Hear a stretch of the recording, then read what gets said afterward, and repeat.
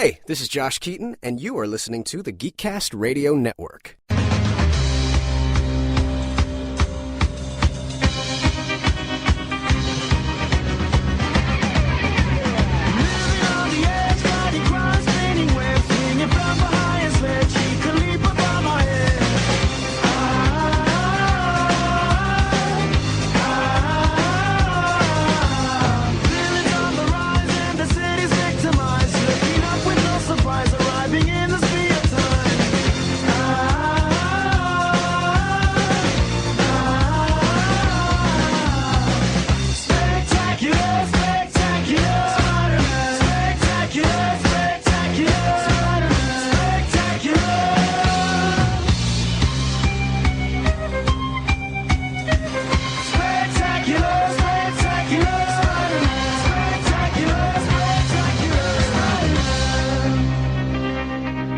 It's your friendly neighborhood Spider-Man here, and I'm swinging by the Geekcast Radio Network. Welcome to Tooncast Beyond, a interview with Josh Keaton. I am your host, Steve Joe Mike, and joining me is Pecan Court Michael. Hello. Hey, how's it going?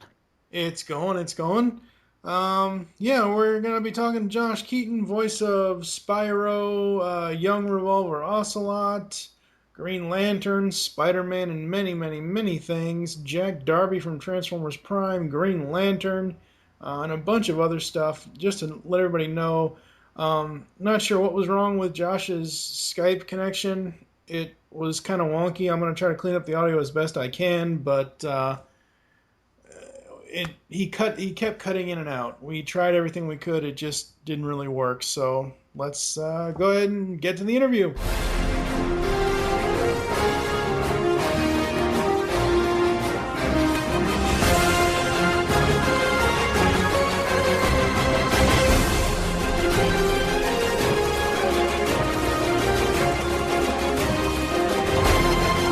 These guys at the GCRN would make great Green Lantern Corps members.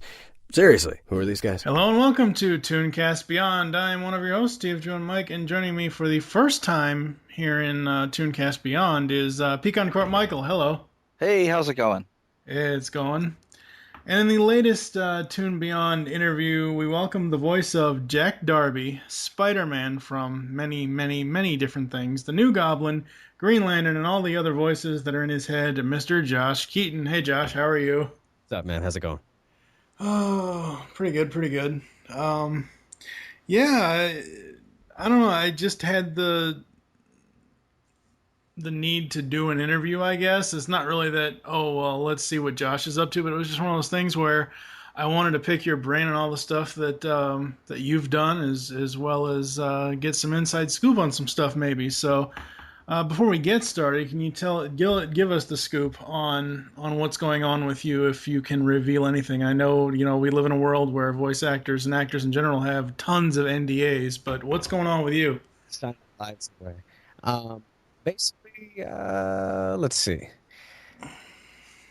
It's a game project that is soon to be released that I can't really talk about. Can't really deny what it is, but you should know probably in the next few weeks. And really, aside from that, that's the new stuff that's going on right now. We're kind of in a little bit of a slow time. We're in between airings of seasons, and aside from that's really like interesting stuff. There's the what I day job voiceover stuff, which is promo work. On networks you'll hear coming up next on blah blah blah. What networks are you doing voiceover for? I do announcements for the Hub, and I'm also the sleazy promo guy for Extra with the salacious gossip of the day. Oh, that's great. All right. Now I read online that you are a California boy. Where exactly did you grow up, and did you always want to get into acting or Hollywood and all that good stuff? Called BFE, Hacienda Heights, and it's just outside of Los Angeles. It's a little suburb in the San Gabriel Valley. That's where I was born and raised. And part of the question, how I got acting. I have three sisters, and the oldest one she was doing like beauty pageants and stuff like that. Not quite. I mean, this is before it was as crazy as all the toddler and all that. Mm-hmm. But Sorry. because my older sister was an incredible singer, and so she would go and she would compete in that, and she would win a bunch of them, and I would just kind of tag along, and I would I would really just go to these things, and before video games, I would always bring my Nintendo once that was like a thing, but before that, I would like bring my snorkel and fins, and that was like my vacation. We would go to these pageants, and I didn't care that there were cute girls there because I was too young for all of that. I would just bring my snorkel and fins and go pretend I was diving in the pool, and once Nintendo became a thing, I would bring my Nintendo to the hotel and I'd set it up and I'd just stay in the room all day while she was doing her thing, and I'd play video games. And by the time I realized, hey, there's like really really cute girls here that I should be going to talk to, she was already those. But yeah, so she used to do that, and she got into the business through those. She got spotted by an agent at one of the talent competitions, and she started going out and auditioning for commercials and whatnot. And the way I got into it, I tagged along on a commercial audition with her. My dad worked all the time, so my mom was schlepping Yeah. auditions, and I had to be somewhere. So I was at this audition, and I ended up getting called in to audition, and I ended up getting the commercial. She's never let me hear the end of that, and What was the commercial? gosh, something some like kids clothing thing. And because I was always like a real precocious kid, I would never shut up. I would always be talking, and I thought I was a little adult. And my dad's an English teacher, and I always would make like pronunciation my thing. So I would always be over pronouncing all the consonants and doing all that. And yeah, my geekdom started really really early. But yeah, so that's pretty much how I got into it. Is just kind of tagging along on my sister's audition, and then that led to the child actor thing, and did that for a while, and my career's taken me a bunch of different places. For like in my teens, I was in a boy band when that was a thing. They're making a comeback now, but got to travel the world with that, and stay busy with on camera work here and there. And when the writer's strike happened, I kind of had like this perfect storm, but in a negative way, I guess. A lot of work slowed down because of the writer's strike, and at the same time, my on-camera agent, or the guy that represented me at this agency, kind of out of nowhere quit the business. He got married and he moved out of state, and so I was like here at this agency where I didn't really have a champion, and there was not a lot of work on camera to go around anyway. And at the same time, the voiceover industry was not at all affected by this writer strike. It was really just on camera. Mm. So I landed a couple of really, really awesome parts at that point, and things just started snowballing. And flash forward several years, and I've been quite a bit of voiceover. So that in a nutshell, kind of how it went from beginning till now. Yeah. Speaking of your television career, I mean, I didn't even know this until I looked at your IMDb, but according to them, and then they are known to be wrong sometimes, you have been in such shows as The Secret World of Alex Mack. Yes. What is it with almost every voice actor that we've talked to here at geekcastradio.com in the last, like, I don't know, 2.5 months? Everybody starts out in soaps. You've been on General Hospital and Young and the Restless. Well, those are all like little things here and there. Really, when you're an actor, Right. it's whatever work you can get, and Yeah. some people, a lot of it is timing, a lot of it is just luck, a lot of it is, and in all of those situations, you always got to be prepared and do your best work when that opportunity comes along, if it does. But I mean, really, you can't be picky because Right. there's a very limited amount of work, and there are tons of people that want that work, and so you kind of just got to take it where it comes. And if that means doing something that's not really uh, exactly what you would want to be doing, you still got to look at it as practice. And so everything has something to offer. Soaps are great training because you're really just thinking on your feet. They film an episode of them a day, so I mean you're getting writing changes as you're doing the scene essentially, and there's like no time for rehearsal, and you kind of have to. Yeah. It's It's a grind. But I mean, it really, if you take it seriously, definitely can get a lot out of it. Whatever people want to say about soaps or whatever. But yeah, you got to take the work when it's there. Well, what kind of acting do you prefer to do? Do you prefer on camera? Do you prefer like animation voice acting or video games? I mean, is there one that you think that you like the best? Like because I like fully realizing a character, whether that be have physical, whether that be uh, just well, physicality is a big part, and having a s- having all of that in person to interact, all of that is awesome. Mm, It's a lot of fun. However, I still approach things like voice acting in the same way that I would approach them. I still do yeah, this character, uh, you know, really working out the character's backstory, working out the character's motivations, all of that. Um, it's it's uh it's the same type of process. You just don't have the the stuff that you actually interact with. yeah. Huh. Um, let's sling some webs because you've been in a multitude of Spider-Man franchises, both animation and video game. I think the first time I heard you as Spidey was in Spectacular Spider-Man. How did that come about? Well, I kind of had like a long history with Spider-Man before that. I was originally cast to play Spider-Man in the first movie game, and what ended up happening is that after I had recorded all of that, they ended up getting clearance to use Toby for the video game. Mm-hmm.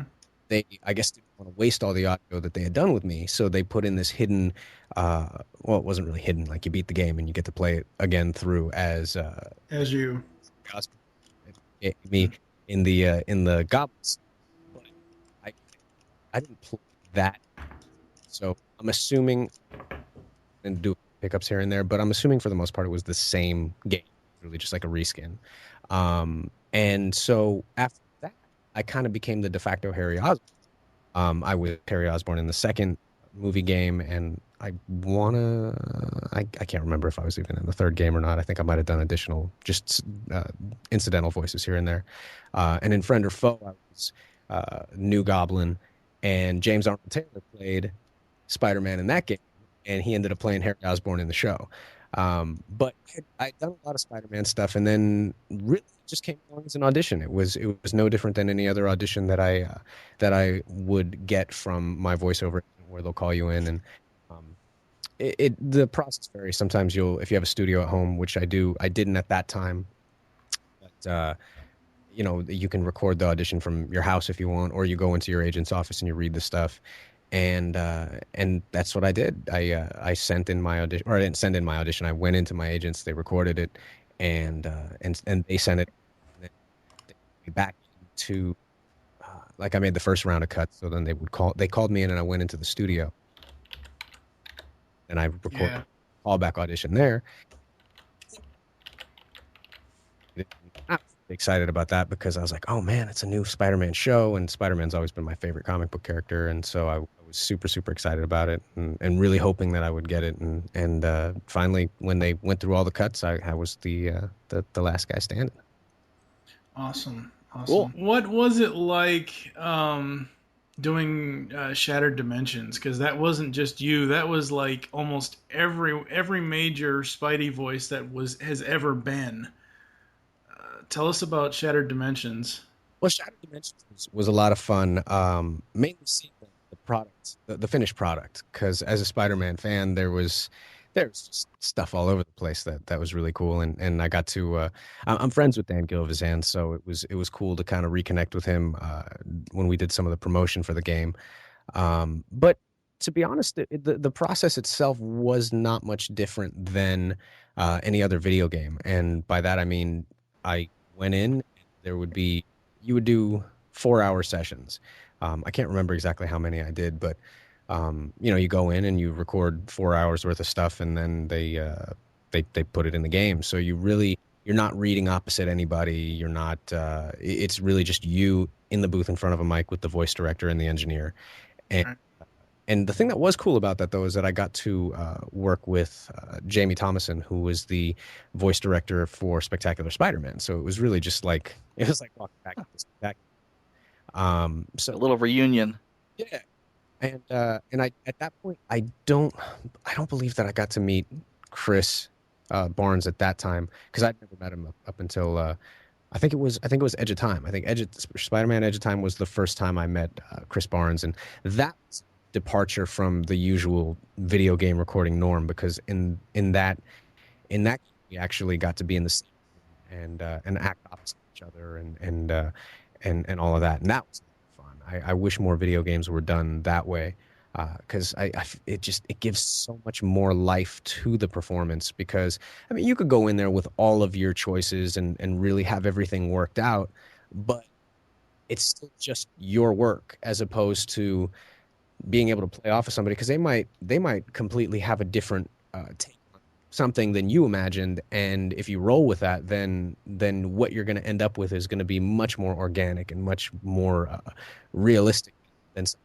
that you just came up with. So Mhm. it allows for a lot of happy accidents and awesomeness. So that's that. And that's how most animation is. And most animation, there read it like a radio drama where everybody's at their own mic and you just go through the script and play it out with the appropriate pacing and everything. And that to a certain extent is how a lot of the cinema scenes in Shattered Dimensions, or not Shattered Dimensions, Edge of Time were done. There was one scene she was playing opposite myself because I also did the voice for the CEO, which was also Peter. But when he's much older, he's like in his 50s or so. Well, actually, he appears to be in his like 50s or 60s, but it's like a significant amount of time after that.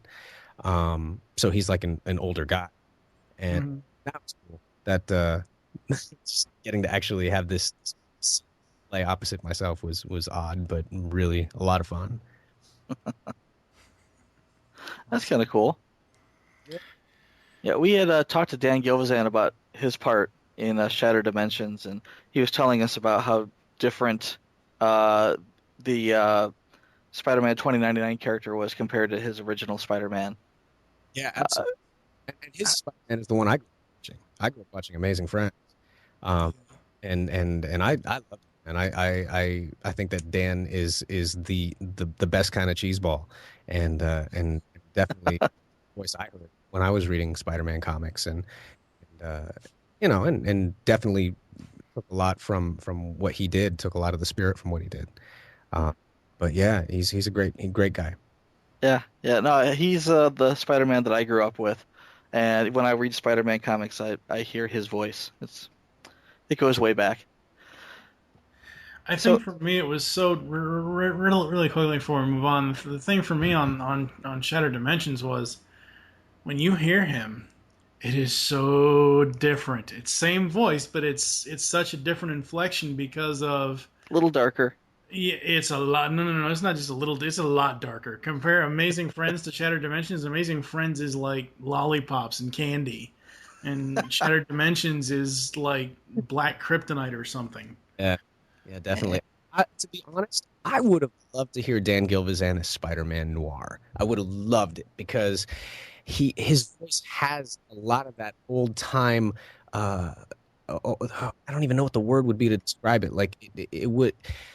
I would have loved to hear him as Spider-Man Noir because I could hear him in like this old gumshoe noir detective drama. I could hear his voice in that all day long, and I would have been really curious to see what he would have sounded like as Spider-Man Noir.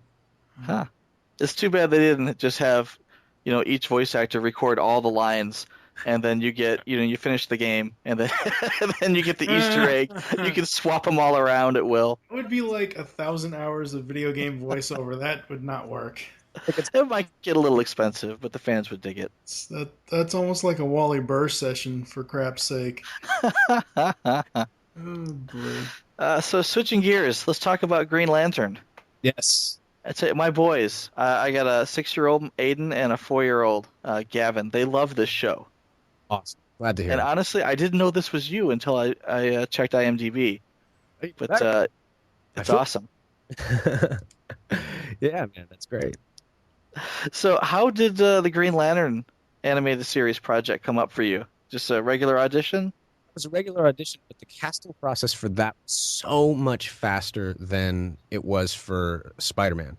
With Spectacular Spider-Man, there were, like months between hearing that I got a call back or that I was going to come in again for it or that I got the job. Like that, I was waiting, and man, that was tough. Whereas Green Lantern, and this just shows you how insecure actors are. I I didn't believe I got it. Like the whole time that I was recording the first couple episodes, I mean, it was one audition. I went in for one audition. I read it. I didn't really have time to research the character, and I wasn't really that familiar with Green Lantern, so I was really just kind of flying by the seat of my pants. I looked at a character sketch of him, and just kind of made some real quick choices right there about how I thought he should sound. I wanted to try to put forth a voice that really made his jaw and his chest sound massive, and he's just a man guy.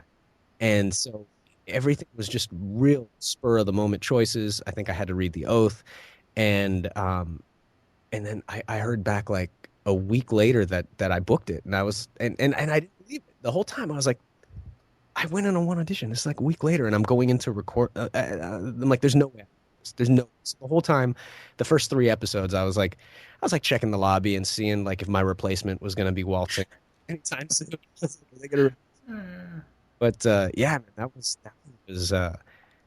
crazy. I didn't even really have time to research anything until right before I started going into record. And so um, I had to call one of my friends who is a huge Green Lantern buff, and in a roundabout way asked what I should start reading if I was curious about, like, hey, I've been stuff about Green Lantern, and I wanted to check out some of the Hal stuff. What do you think I should check out? Because I couldn't tell him, hey, I'm doing this. I'd signed my life away already.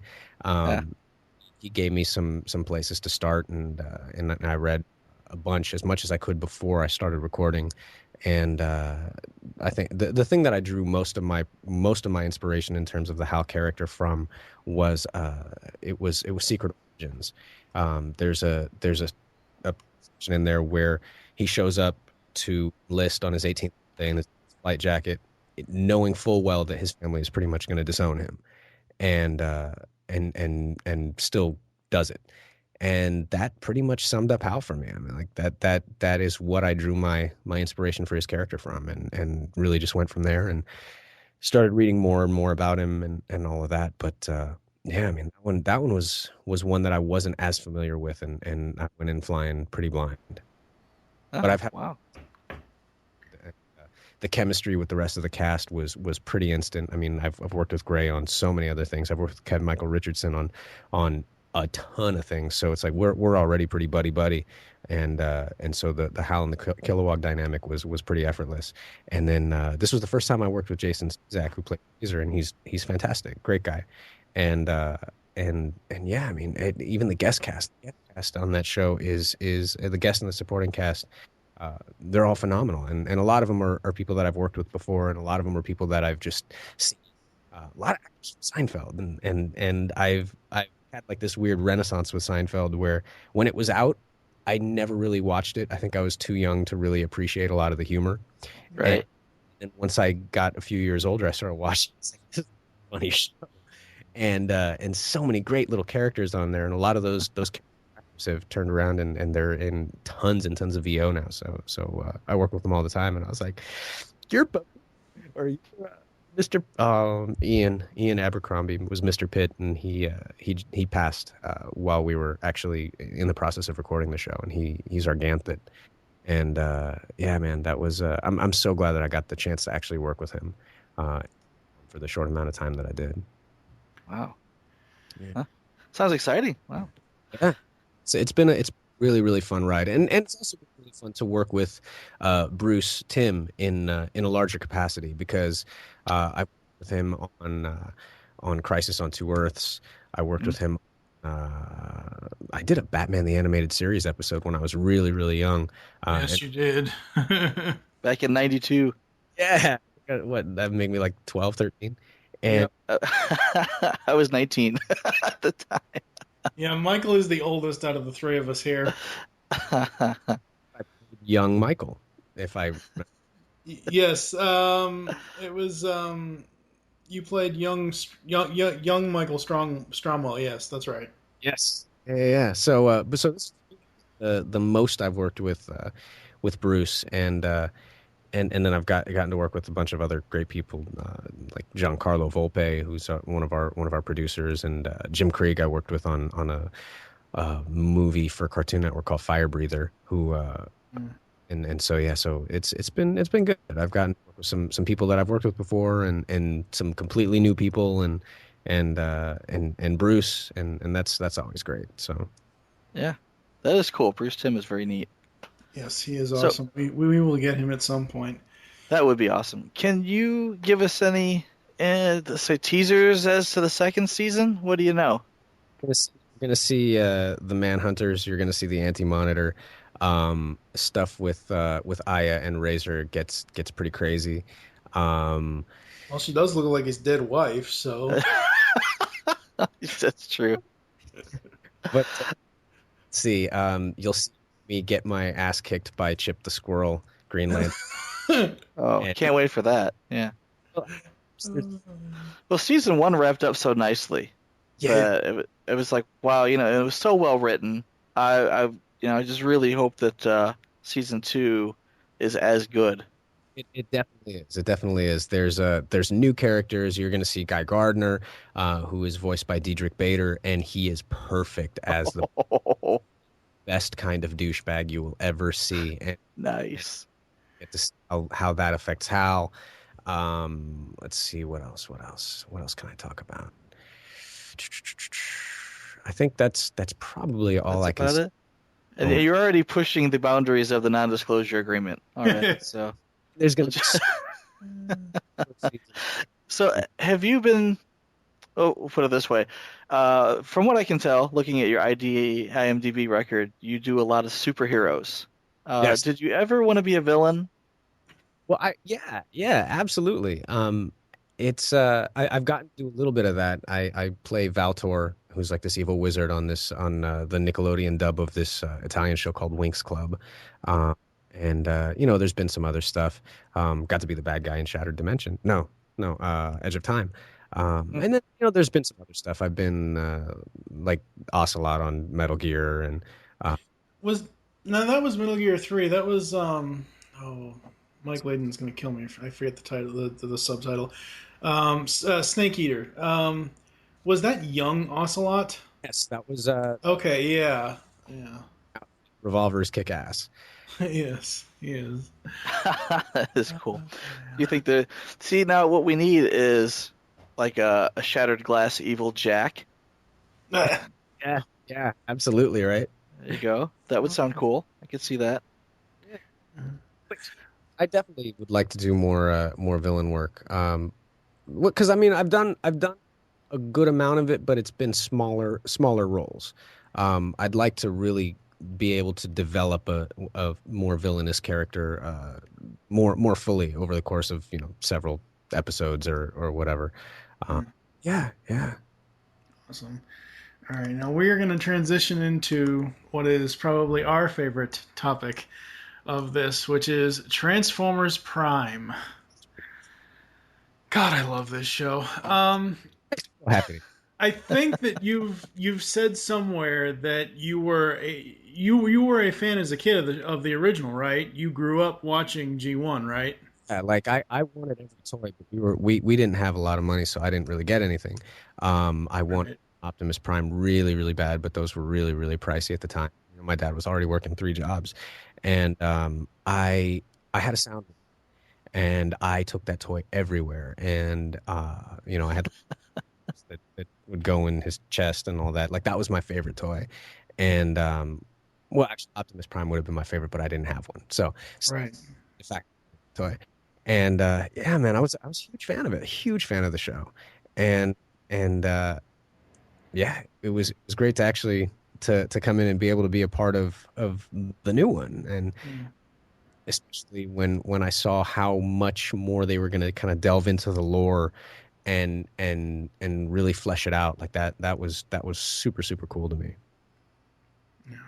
Yeah, I have enjoyed the third season a Second, lot more. I'm sorry, second the second season. season a lot more than I did the first season.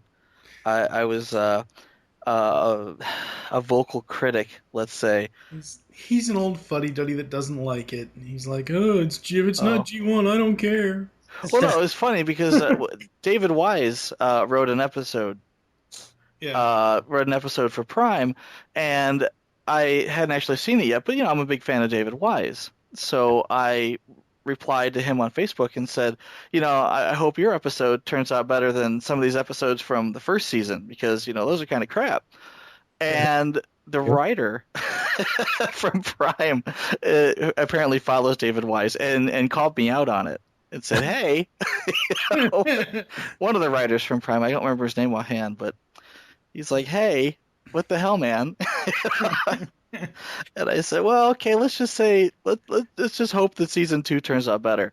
And I'm happy to say it has. I'm really enjoying the storyline so far. Awesome. Glad to hear it. So what's what you like about season one, just out of curiosity? See, I had a problem with the way they were jumping around. I mean, you start off with robot zombies, and okay, I dig zombies. I dig Transformers. I can see them putting the two together, and they did that for a couple of episodes, and then they said, oh, no, we need to bring back Unicron, and then you've got Unicron in the worst possible way. Uh, oh, he's actually at the center of the Earth. And that just made me cringe. And I'm like, first of all, we don't need Unicron. It seems like every time they bring up a new iteration of Transformers, oh, we need Unicron in there somewhere. See, I disagree with him on this point because this is probably the most unique way of ever introducing Unicron in any of the series. I mean, the fact that Unicron is now the core of the Earth. So essentially, they're saying that all of humanity is coming out of Unicron's bad blood. And I think that is so unique. I think that's a unique way to bring him in versus, ooh, me big planet, me going to destroy everything.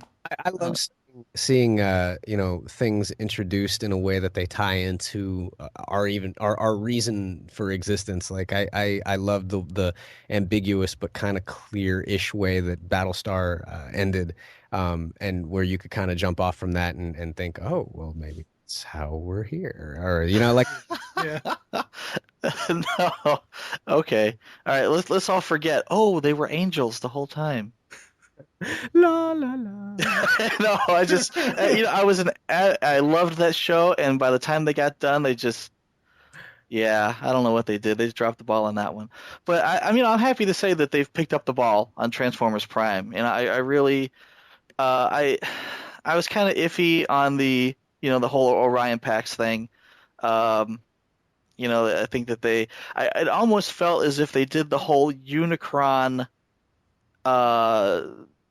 sidestep off in order to come back and do Orion Pax. Oh, that gives us the perfect reason to have him be Orion Pax. Right, but would you rather have just a straight up flashback scene saying, oh, hey, I'm Orion Pax. I'm shaking Megatron's hand before he rips it off my arm. But the nice thing about the nice thing about the Orion Pax is that led us to the Iacon records, which gives us the relic search, which gives us all this really meaty backstory and a chance to see characters who don't normally start interacting. You've got Ratchet and Wheeljack together. You've got all sorts of really interesting things happening now that wouldn't have happened if it hadn't have been for the relic hunt. And the relic hunt itself was really interesting because you ended up with all these different locales. I mean, they went to New York City. Yeah. What were you going to say, Josh? I want to get a Wheeljack toy really, really bad. I think that his character design is so badass, and I love his fighting style. Yeah. Really, really. Take that next question, Michael. Oh, I'm sorry. I was just getting so sidetracked. Where was I? Did you audition for any other roles besides Jack? No, I didn't actually. That was what I went in auditioning for. There was didn't get really called in for anything else. That was what I auditioned for, and really, with him I pretty much just. He's kind of like Peter Parker. Peter Parker didn't have any powers. He doesn't have that release that Peter has when he's in form. He doesn't have that escape. I mean, he's kind of just living in his teenage awkwardness, and now, he's got to keep this secret about this hot chick motorcycle. That's really what it is. Well, now they got his mom involved. What happened to his mom? She came in, she was hitting on Fowler, and then she disappears. You'll see more of them on. I love that they've put June in there and really made her important. And I mean, you'll definitely see more June. But yeah, it definitely grounds Jack more. You see more of why he is who he is and where he gets a lot of his inner strength. And according to Ratchet, he's the human version of Optimus Prime. Yeah, I love hearing that because it shows that there's greatness in all of us, and that even the strongest person it didn't necessarily always start out that way, or strongest anything didn't always start out that way. That really that strength kind of comes from within, and that somebody as small as Jack could still affect such great change. I think that's a great point to make. Yeah. And he got to go to Cybertron. Yes, he did. Hey. Oh boy. Tell us what the room is like for a fan of Transformers getting to work with the Peter Cullen and the Frank Welker. I mean, essentially, you're living all of us 80s kids' dream right now. Think you can imagine and more. I'll just and I don't want to make everybody jealous, but it really Yes, you do. Don't lie. okay, fine, I do. It really bad. I'm jealous already. Yeah. And you think that they put processing on Peter Cullen's voice? No, when he opens his mouth, that's the sound that freaking comes out. Like that's what he does that voice. It sounds like he is a robot. Um, Frank Frank is amazing. He does. I mean, the Megatron voice still gives me chills after all these years, and I love how with age it's it's become so much more menacing, and um, there's just more of a weight to it than there was in G1, which he's not always at turned up to 11 or 12. I mean, there's times where he's just down at the bottom and he doesn't even have to say it loudly. It's just he'll say one word and the inflection is so uh, it's so potent that just kind of makes you shake, man. And he's always they're all jokesters. He's always messing around. He's always just doing voices here and there, and they're always perfect. And yeah, I mean it's great. And then a lot of the newcomers as well. I think that Steve Bloom has really, in my opinion, redefined Starscream. I can't really hear any other version of Starscream now other than his. When we talked to Steve, he told us because we specifically brought up his when he goes into Lotta mode, like when he gets that excitement in it, and he's like, "Yeah, whenever they want me to do that, they just throw up jazz hands," and I'm like, "Oh my god." I So hilarious. that this has made me now see Starscream in a different way. Like if it was a totally different universe, I could totally see Starscream as like hosting a talk show, like hosting a gossip show. And Channeling Chris Latta as he channels Maury Povich.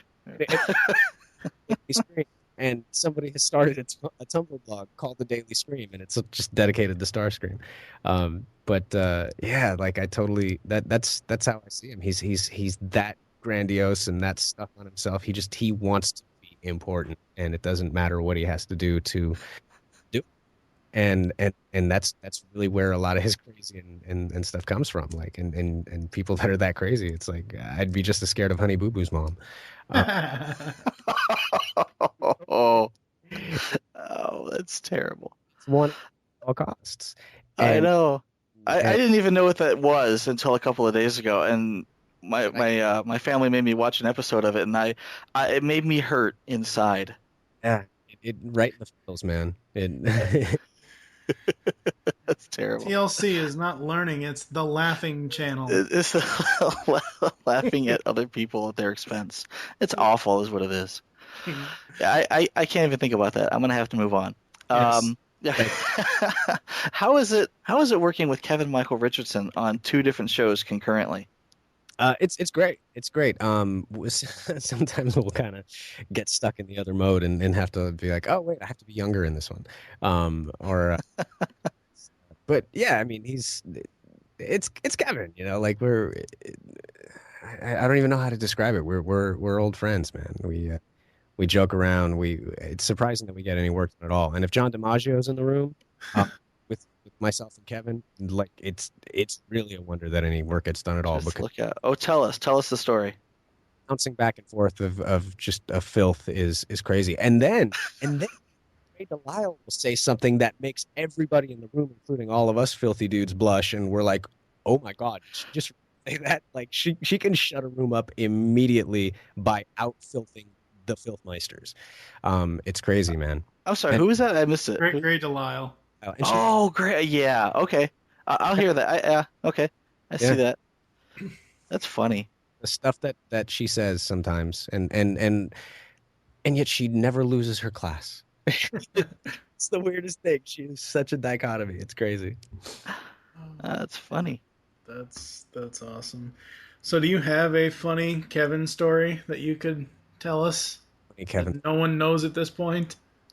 Let's see. Probably nothing that's like even PG rated that I could. Well, we're explicit, so it doesn't matter. Yeah, but I don't like. You can't ruin that superhero image, huh, Spidey? I can hear you blush from here. Okay, well we can move on then. Yeah. If I Who are some of the other voice actors that influenced you? let's aside from the obvious, Peter Cullen and Frank Welker, I Clear idols aside. complete idols. Honestly, I get inspired by just about everybody I work with. I mean, Kevin has been almost like a mentor to me. But just I love watching people at work, and Mhm. there's always something that you can gather from everybody that you work with. I'm trying to think of who else would be a really really good somebody that I've really let's see. Oh, Tom Kenny. Tom Kenny has such a rich knowledge of like of past cinema and of like character archetypes and all of that it's really awesome to watch him work because um, he'll do this character and he'll be able to tell you like what inspired that, and then he'll tell you the movie, and then you got to go to Netflix or you got to go to wherever and now watch, and then You got to look it up. yeah, he's just turned you into a whole different a whole new actor or a whole this or that. I mean, there's a that's Tom's great with that. And then Dimage, yeah, I mean everybody. I can't really put my finger on just one actor. And then I mean you get a lot of inspiration from my characters from on camera actors and personalities. Like I grew up watching shows like Family Ties, and so a lot of my awkward teen-ish kind of stuff comes straight from like people like Michael J. Fox or and that like, do I'll throw some Michael Cera in there, or there's been stuff like who else just actors, and a lot of Matthew Perry, like Friends era Matthew Perry, Yeah, um yeah, just that kind of silliness, and even seeing people in life, like there's a lot of people that I just meet randomly day to day, and there'll be something that is a little off or a little on about them or whatever that's interesting, and that's what you got to roll with, because that's where you get your characters from. You get them from real life, yeah, every and that's when they really resonate, because everybody will be able to see that and say, I know somebody. And that's the best place that I would really say I pull my inspiration from is just the people I meet. yeah. I'm Whether it I'm be gonna have to listen for that Matthew Perry next time I hear one of your voices too. Have you ever seen something in a script that you refuse to say? no, It's like, well, whoa, hey, I'm not, nah, that's not right, that type of thing. well, no, because if the writer has put it there, it's probably there for a reason. So you have to go through the script and make that work. I mean, that's our job as an actor, is to not question what the writer did, but Mm, really figure out what the motivation for the writer writing that was. Why does this character say that? If this resonates, if this makes me feel ill to say, well, it obviously doesn't make this character feel ill to say it, or does it? right. Like we gotta as actors really figure out what that motivation is and make it ring true, make it something that would be believable for somebody else to hear, and consistent with that character that you're playing. Okay. So, I mean, if there's something that's really, really off the wall, then that's more of a challenge to me, where I'm like, oh shit, I gotta Yeah. figure out how to make this work. All right. So you took the job. You're the character. You got to say the line. But if we back up a little bit, are there any roles that you wouldn't take because I don't know, maybe it was a not so much a bad role, but a bad character that you didn't agree with, or No, not so much. That's that. It would just be another challenge. I mean, that's that. Usually, the ones that are the toughest ones to play are the ones that I really want to do. Uh, well, it's funny. We were talking with Steve Bloom not too long ago, and we asked him the same question. He said, "Well, there was to one time when they asked me to do tentacle porn." okay. I Maybe. will link you on your Facebook, Josh, for that interview so you can listen to it for yourself. Uh, that was a good answer. I was like, "Oh, okay, all right." Draw the line at tentacle porn. All right, okay, I get that, but I think he does a lot more anime. Yep. Oh yes, yeah, he does. A lot of anime. I don't think the Marvel or DC or any or Hasbro properties are going to end up saying anything like that on television. Absolutely. Yeah. And the main reason I probably wouldn't do it is because I make a lot of my money doing, uh, mainly like a lot of kids programming. I don't want to be the guy Yeah. that's working here because he's doing tentacle porn over there. Uh, Oh man. Very nice. So let's get away from that topic because it's a little toxic. Let's talk about conventions. yes. Have you been to any of the fan conventions? I'm really just starting to do a little bit more of that now. I just got a convention agent, and so I'm going to start doing more of that. I mean, I've done Comic Con and WonderCon and the really, really big ones. And then last year I did a convention called YomaCon out in Detroit, Huh. and I really had a great time there because it was a much smaller convention. It was all limited to one hotel and a couple of pretty rooms in there. But like if you look at the ratio of people that actually went and dressed up and cosplayed and all of that compared to Comic Con, I'd say it was probably a good 85% of people, if I had to make up a number, that were in costume. And the environment Wow. was so friendly. It didn't really feel corporate at all. It was just people that really enjoyed this stuff that wanted to get together and hang out. And that was awesome to me. Like I love Yeah. seeing. So I really had a good time there. And I actually think that I'm going. Yeah, I got invited back. I guess I didn't piss him off too much. I got invited back. So that's in November. I think the beginning. Detroit. Wow. I think that's a 6-hour drive for me. I don't think I'd be able to make that one. You should come to Chicago. Well, now that I have a convention agent, then I'll probably be at more places. But yeah, I would love to start doing more conventions. It's always a lot of fun to meet people that share, because I mean I share the same interests. I Yeah. shows, but I love to watch them. I love watching cartoons. I love playing video games. I love talking about all this stuff, and so this is really it. I mean, it's hanging out with my crowd. So I definitely want to get out and do more. Awesome. All right. Before we go, would you like to inform the fans of where they can interact with you online? Yes. You can find me on Twitter at Josh Keaton. I have a Tumblr blog as well, and Facebook fan page. It's Facebook/Josh Keaton's page, or joshkeaton.com. I think has links to everything. But yeah, I try to answer as quickly as possible. And yeah, I'm always down to chat. So Awesome. Cool. Um, Also, before we go, remind everybody as far as what's coming up for you that the stuff that you can tell people to look out for that is in the public knowledge. What do you got going on? I know Prime is still going on, but what else? But definitely pick up a copy of Green Lantern, the DVD, if you haven't already. Basically, what ended up happening with Green Lantern is that everything is really kind of hinging on ratings for season two as well as the DVD sales because we don't have a toy line. And Mhm.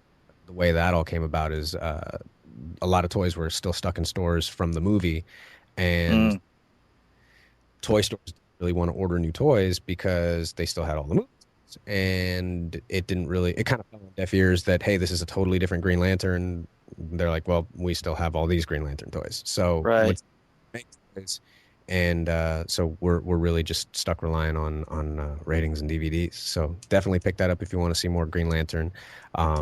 Transformers Prime is out right now, and new episodes are airing, so check that out. I think somebody sent me something about like a Spectacular Spider-Man awareness day where they want to kind of mobilize people to write to get the second season put out on DVD, and to pick up Spectacular on iTunes and whatnot, to show that there is a demand for it and people still want to see it. And alternatively, you can find that, I think it's on sale at Costco right now. Somebody sent me a link to something, and but yeah, you can pick those up and keep that alive. And then in the next few weeks, I'll be able to talk a little bit more about a big video game thing that I've been doing. So that'll definitely be fun. Very cool. Very Cool. Yeah.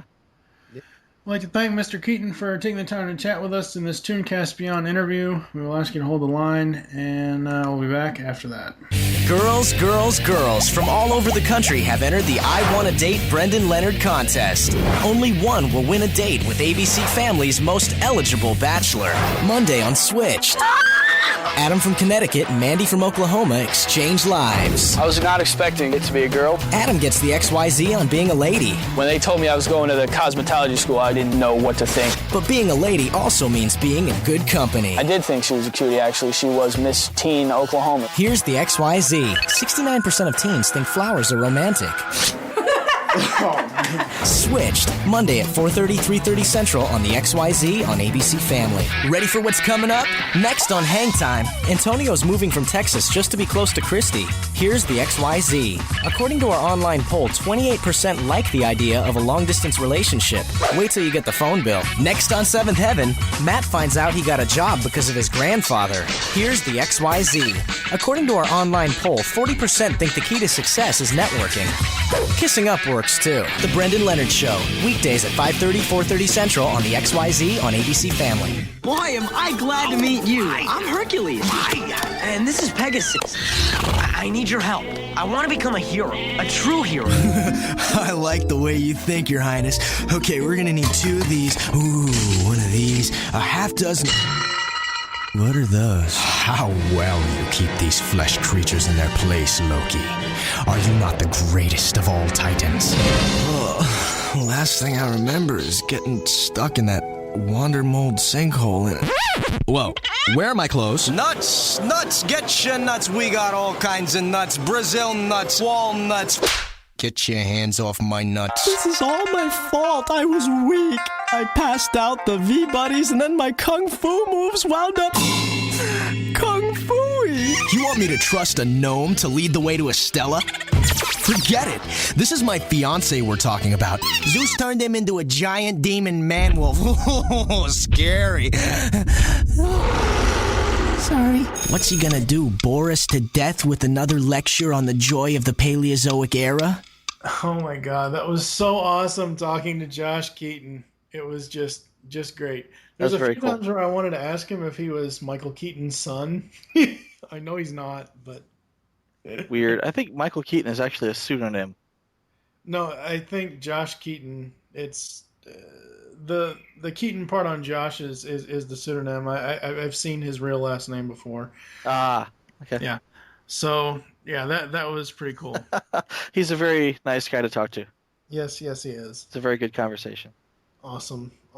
So we will catch you next time here on Tooncast Beyond. See you later.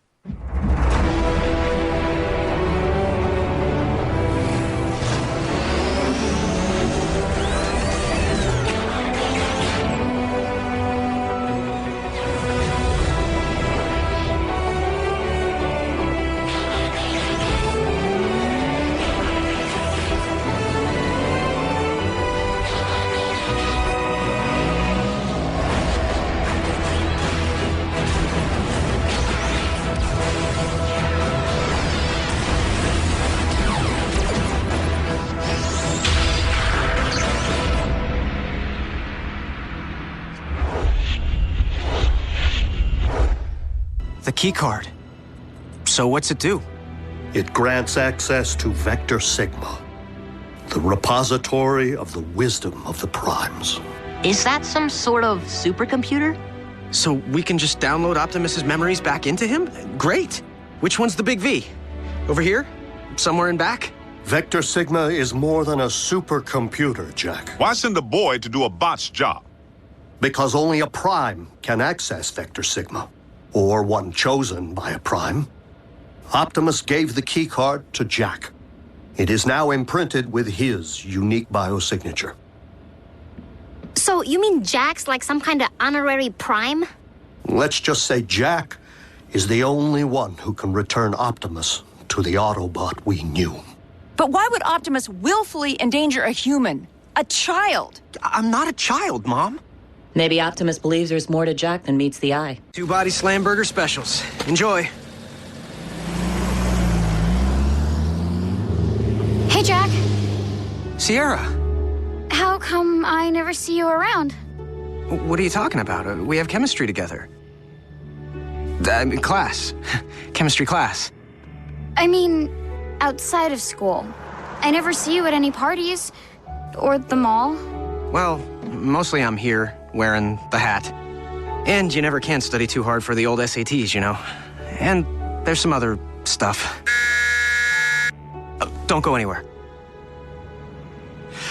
Welcome to KO Drive-In. May I take your... 5 p.m., Jack. Your shift is over.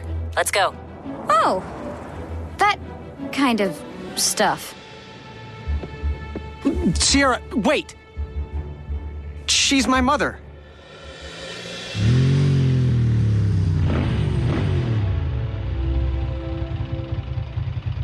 Your mom looks good in leather. On your bike. Didn't mean to decimate your social life. Not the first time. Any sign of Optimus? Not today. Not yet. We don't actually know what Optimus would have done because he's not here! You're pretty good at stating the obvious, Bulk. Anything else you'd like to mention that we already know? Nothing I can say in front of the children. Hey, aren't we overlooking one positive? Nobody's talking about what the cons just got their claws on. Yes, we managed to allow them to finally acquire a power source for their space bridge. And how exactly would that be a positive? We let them finish building their space bridge. Why? So they can bring more zombies back from Cybertron? No. So we can commandeer it. And use it to send me to Cybertron.